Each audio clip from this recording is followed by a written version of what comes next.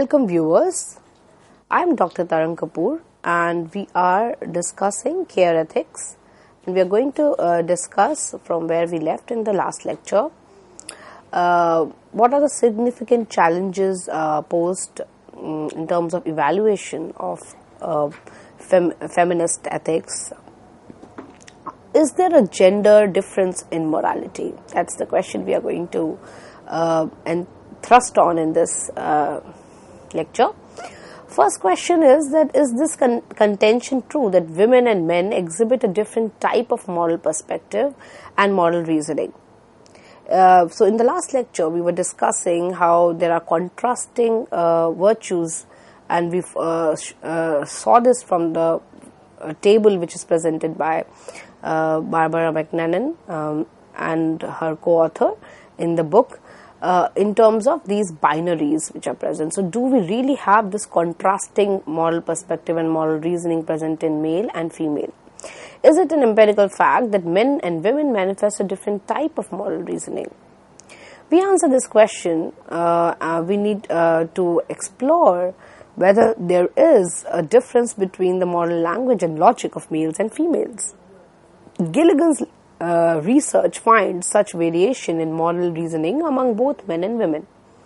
According to these findings, while both men and women sometimes think in terms of justice perspective, few men think in terms of a care perspective. Being able to take one perspective rather than the other, she wrote, is much like being able to see the following well-known line-drawing figure as a rabbit or a duck. One's perspective affects how one sees the figure, and we are going to see this figure. From which perspective we are approaching a particular subject matter. This is the duck-rabbit illusion shown by Wittgenstein in his very famous work, Philosophical Investigations.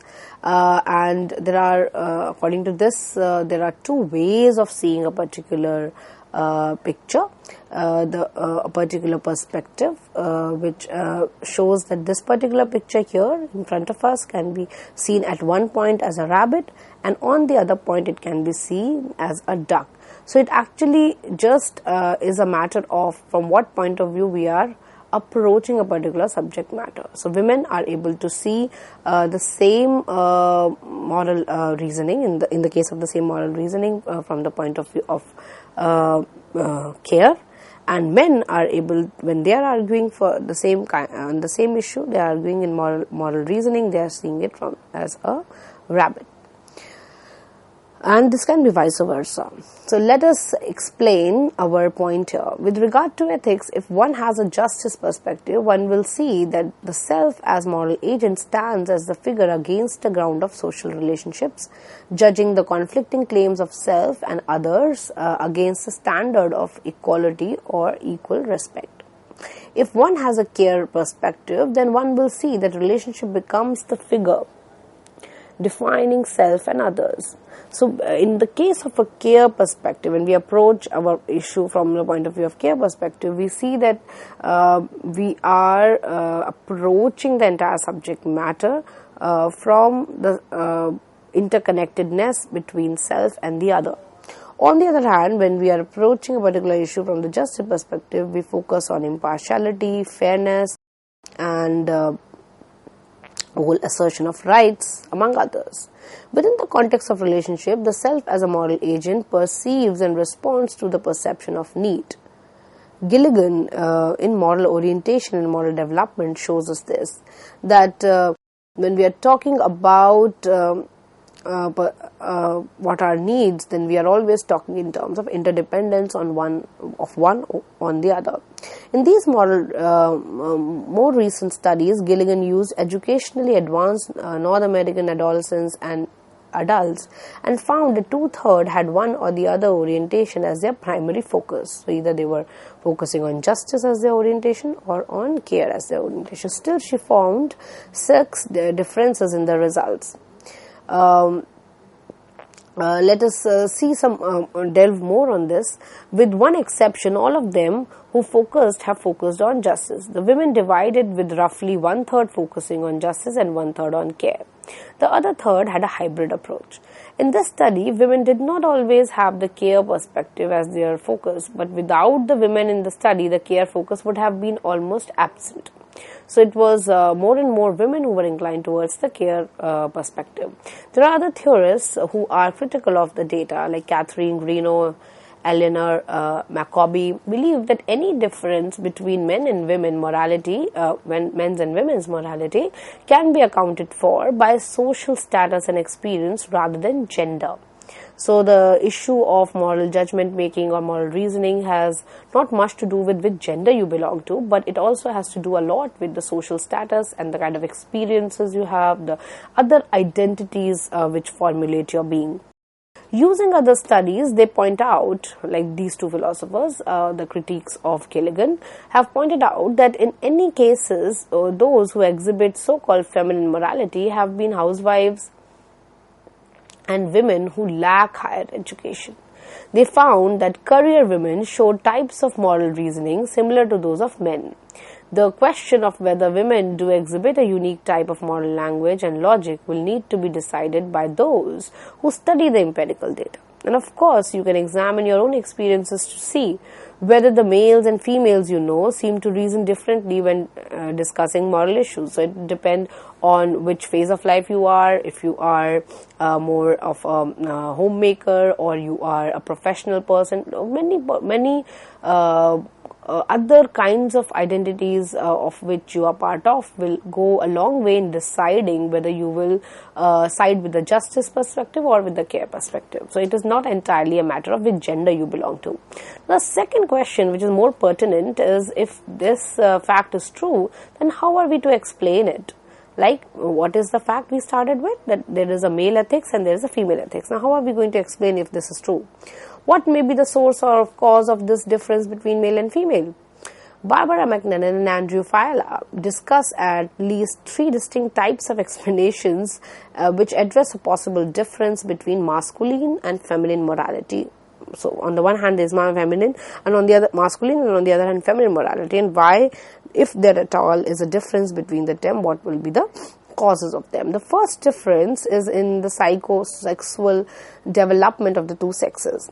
For instance, according to Freudian account of the effect of psychosexual development, Freud, the psychologist we just referred to in the last lecture, the psychosexual development on male and female moral thinking, males and females have different concepts of the self and their gender identities.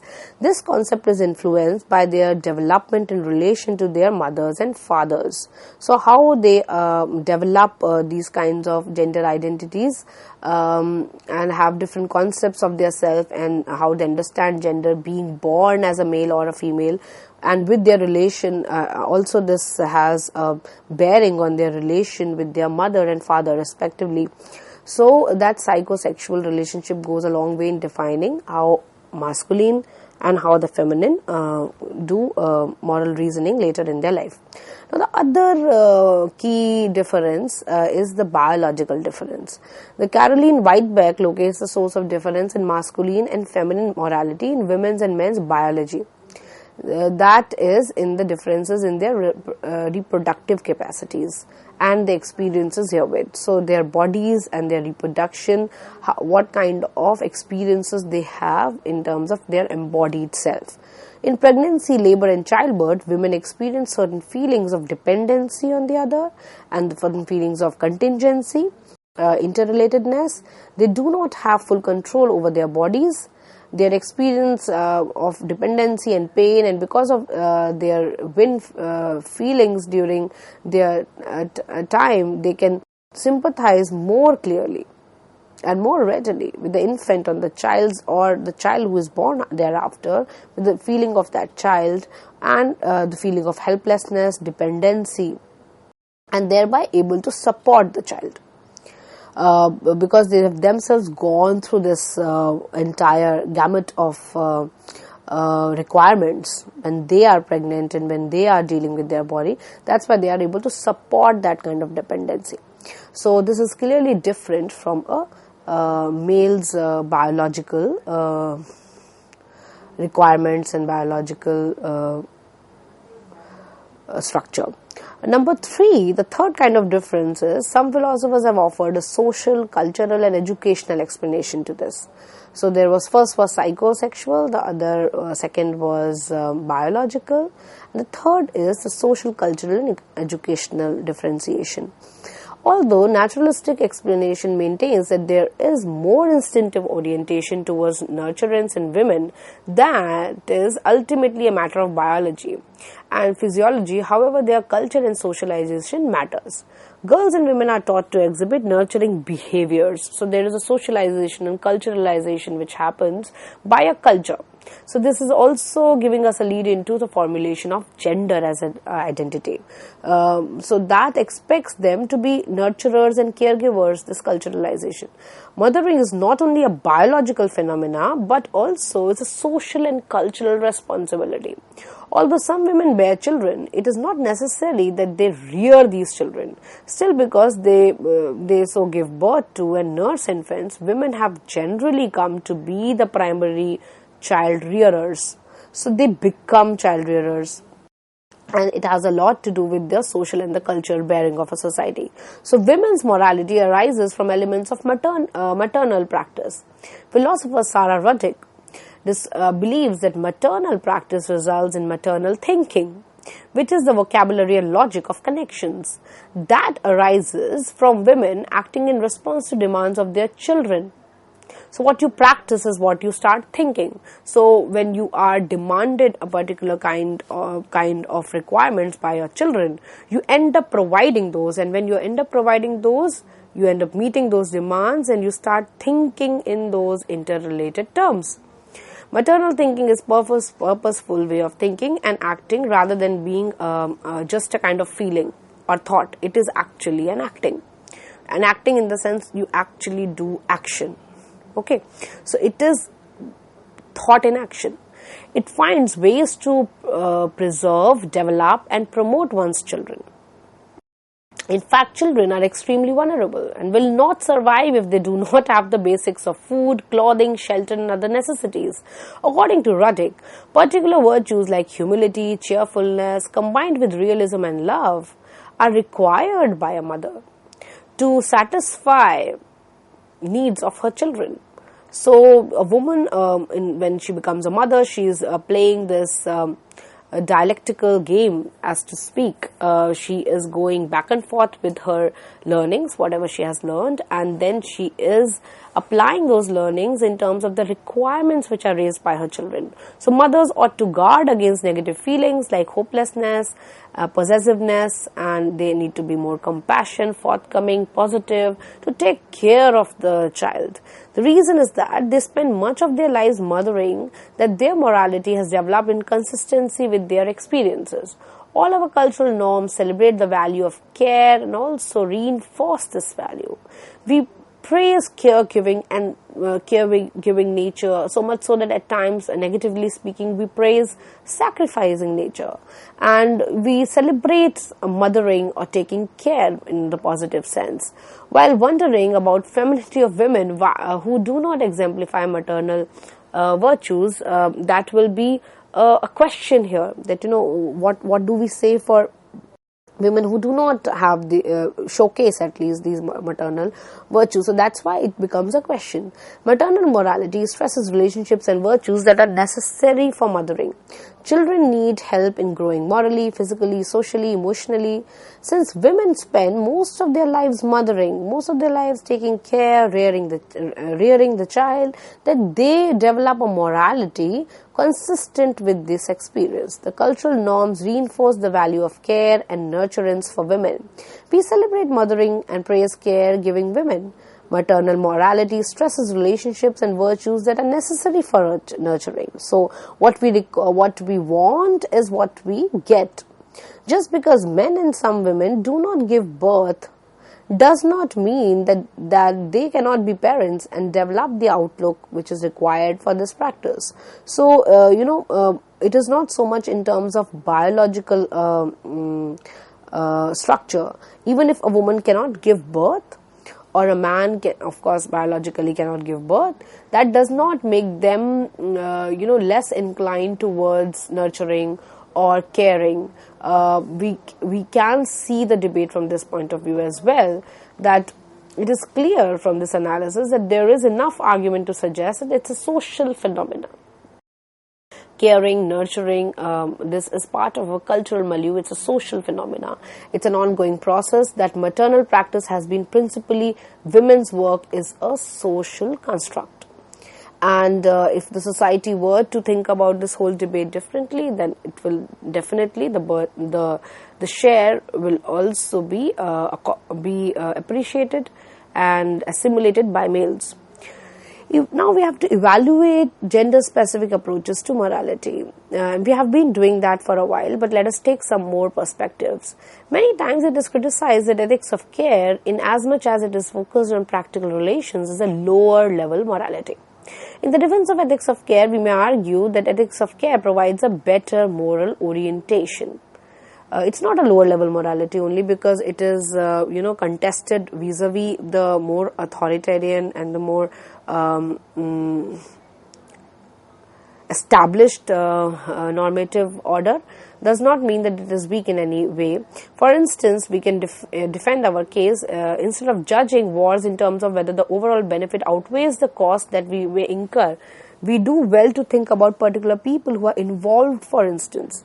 Every soldier is someone's daughter, son, sister, brother, and mother or father. At times we may believe that the two orientations are complementary. So why we do not want war? We do not want war because we are looking at the interconnections of people with people. So people who are fighting the war are someone's daughter and or someone's son, someone's father, and we are not trying to say that war should not be our aim purely because of the utilitarian or contractual reasons. We are against war. We are for peace and non-violence because we are interconnected beings. That's one way, and a very pertinent and important way of looking at the subject matter. Like, we switch the picture from duck, we start looking at the picture from a different aspect, which is we start looking at the same picture, which at one point was looking as a duck, now it is looking to us as a rabbit, and the aspect actually undergoes a change. So perhaps justice orientation is the minimum morality, minimum requirement for morality. We could then build on this minimum and then talk about justice along with care. Another way can be that the justice orientation is the more basic one, and justice concerns could then be brought in to determine how best we can care, how best can we care and we can be just while we are caring. So we can assimilate and accommodate both the perspectives. Now, would it be possible for both men and women to develop both set of virtues? This is also another question which care ethics is faced with. If these virtues are described in a positive way, would they not be traits which all people should strive to possess, irrespective of whether they are male or female? Yes, answer looks like yes. These traits are different aspects of human personality rather than being belonging to us only because we are born male or female. They should be seen as human virtues rather, and human perspectives. And ethics of fidelity, care, sympathy would be just as important as for human flourishing as the ethics of duty, justice, rights, and acting on principles. While there would be certain moral virtues that all people should develop, other psychological traits vary according to our temperament and choices. Individuals would be free to manifest according to their own personalities. Any combination of positive moral characters, these sets of characteristics and virtues would synthesize both stereotypical masculine ones and feminine traits. Now let us go for an evaluation of ethics of care. Are all aspects of ethics of care good? That's the question. So remember, we just discussed that it looks like a weak version of an ethical theory vis-a-vis established normative ethical theories. Now, care ethics seems to be based on relations between unequal people. The dependency in the relations goes one way One party does all the giving, all the caring, while other does all the receiving. Is that the case? That one is always nurturing and the other person is always receiving the benefit. This may, as an end result, reinforce and promote a one-sided morality. That's the difficulty of self-sacrifice or subjugation in some instances. It may reinforce the view that women ought to be the ones who sacrifice, who undergo pain, help and support others, and give up their own chiefly they sacrifice for children and men. Care ethics tends to rest upon these stereotypes about males and female behavior at times, which tend to reinforce male dominance in a different way. If we think that men are impartial while women are not, that may lead us to think twice about assigning women to positions of authority where impartiality is required. So, this whole idea of the binary we did in the table, that men are impartial, women are more caring and they have more on interrelatedness, so they are partial. This throws up a new question, entirely new question to the whole debate. Also, the hard distinction between genders is very problematic. Furthermore, these supposed differences may only be cultural differences. This might be a cultural role that in some cultures women are mere caring and men are impartial. This might be true for not true for different other cultures, like in African cultures, Asian cultures, both men and women have caring behaviors. There are very strong elements of care thinking in both Confucian culture and even Buddhist thought, and even in Hindu thought. This shows that ethics of care can and should be regarded as potential overall human morality rather than as something just about, at most, only relevant to women. So when we are talking about ethics of care, we have to not narrow it down and only pin it down to the female or the feminine. We have to think about the larger potential in terms of the overall human morality. However, it is argued that care does not come naturally to women. And not all women are good mothers or nurturers. We were just touching on this point a while back, that many times a woman might not want to become a mother. She might not be engaged in nurturing in the sense that she has other professional commitments. So there are critics who have questioned this line of thought, that it is they believe that essential argument and arguing essentially from the point of view of biological essentialism and saying that all women ought to be nurturers will not be the right way to approach this matter. Moreover, even men exhibit these characters, and some cultures emphasize care as primary value for both men and women. Supporters of ethics of care may reply that their main concern is not the gender issue as much as the need to advance care in opposition to other traditional virtues, and that is the most relevant, and I must say right way of approaching the subject matter. That instead of supplementing the virtues of impartiality, universality among others, we are traditional virtues, we are focusing more on the virtue of care.